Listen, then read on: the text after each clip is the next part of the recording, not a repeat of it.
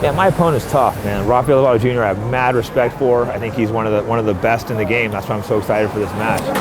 Hello, just a small coffee. Can you milk? Oh yeah, a little bit.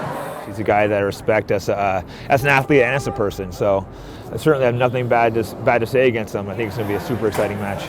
I think our style is an interesting matchup. We're both pretty similar. You know, we're both two of the originators of the American Jiu-Jitsu style. You know, so two of the best American Jiu-Jitsu guys going at each other. So it's going to be really interesting. 217's your change.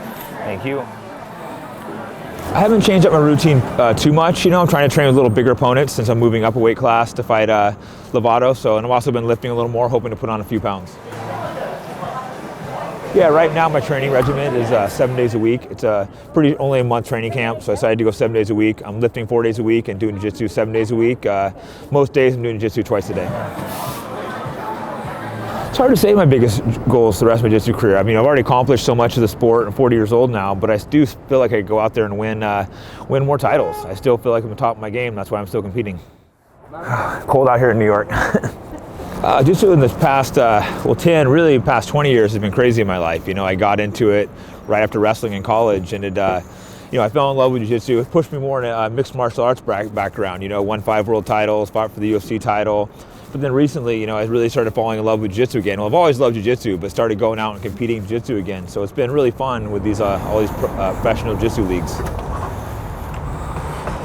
It's hard to predict these matches, but I'm going to go out there and just attack, and go out there for the win. Like I said, this is an extremely tough match. I got mad respect for Lovato, but I plan on going out there and winning.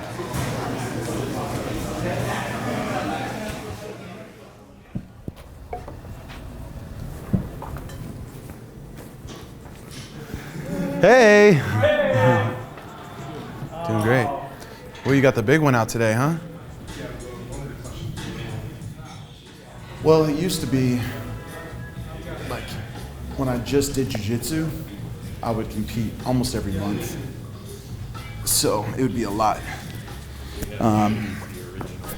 Nowadays, doing both MMA and jiu-jitsu and grappling, I probably do around 4 to 6 events a year. I got nice. So not quite as much, but that's just because like MMA fights, the camps are way more involved, and the fight itself is obviously pretty intense, and so you need more recovery time. So the most fights I did in 1 year was 3, but I average around 2 MMA fights a year, and then I do about 2 or 3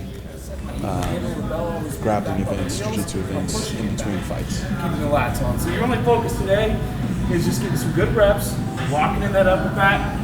So, I mean, basically I was working with a couple of other fighters, and they had told me about Rafael, and I'd known who he was, and they brought him into the gym one day, and it just started there. We just kind of sat down and talked and agreed to start working together.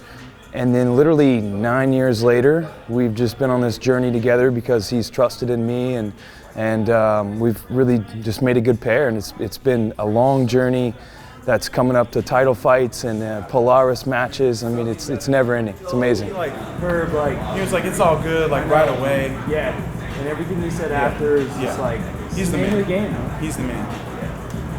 I want to see Askren fight someone that I don't like and he doesn't like. Getting a little older, so got to be smart, you know. But that's why I like to do like they call super fights. It's like one match instead of tournaments where it's a little more grueling physically. One match isn't, you know, it's much safer. I can give everything and, you know, focus on one person, and then you know, the recovery time is a little easier and it's a little less risky for injury. Yeah, you definitely do your research. You know, have a strategy.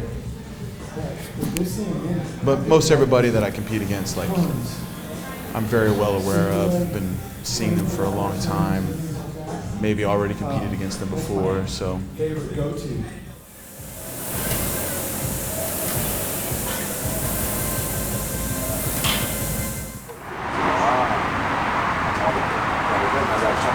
All right, guys, here. So the next pass is going to be hand on the knee. So I try to set an example for my kids. You know, I try to get them to see how hard I work, and how much I struggle with, with my life, and how all the things that I have to go through to get from one place to the next. That I want them to see how hard it is. I have tremendous responsibilities between home duties and family duties and other things that are on our horizon for our school and plans. So I try to set an example and show them that even through difficulties and days that are not easy, that I can come in and still put in my work. Time for fun. Danny's gonna get. There you go. Cause I seen you struggling on bottom, man. You look like you don't like bottom with big guys. Yeah, man, you. I saw you struggling with me the other day. You had this look on your face, and then Adrian grabbed you, and he made you give that same look. I was like, dang, man, he don't like bottom like that. All right, guys, here we go.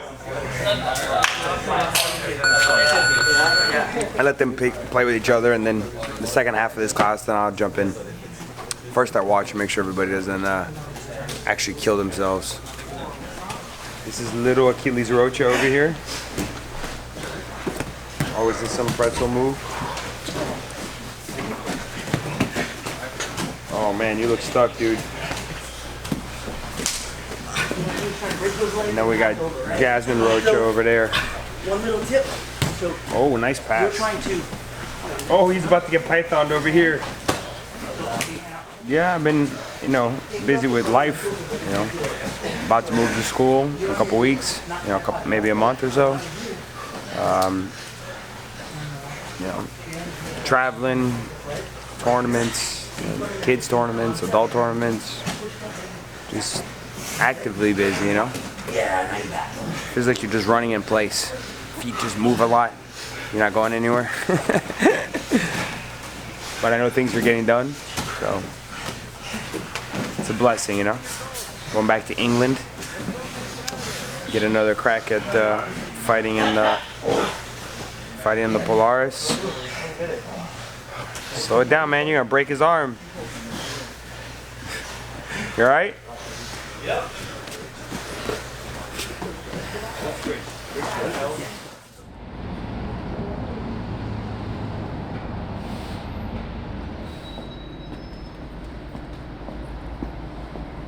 I think he's gonna fall down. Fun. Yeah, I just don't really feel like that's anywhere near it. Okay, never heard of the guy I'm fighting. So, no. I'm fighting Vagner Rocha on Polaris, March 15th. Obviously a very, very high level competitor. So yeah, I'm pretty used to dealing with aggressive styles, rolling with people like Max Bickerton and Owen Flanagan on a regular basis. Owen loves throwing those big elbows all the time. Obviously he's got a little bit of a reputation for roughhouse tactics. So I'm going to try not to react to that, see how well I do with that. And just focus on playing my game, try to, I guess, absorb as much of the pressure as possible and force him into an error, off-balance him. Just brought out his, float passing DVD, so I'll give that a good watch before he comes in. I'll torrent that.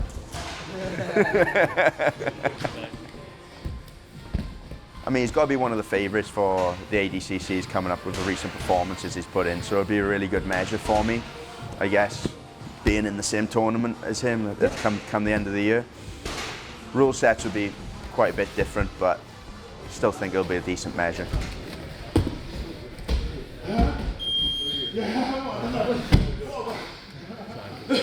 I'm the underdog in this one, so I'm not really feeling a great deal of pressure in the lead up to this. I'm just going to go out there and do my thing. So if I win, lose, whatever the result, I'm going to learn a lot from it, I think. Submission in the first 10 seconds.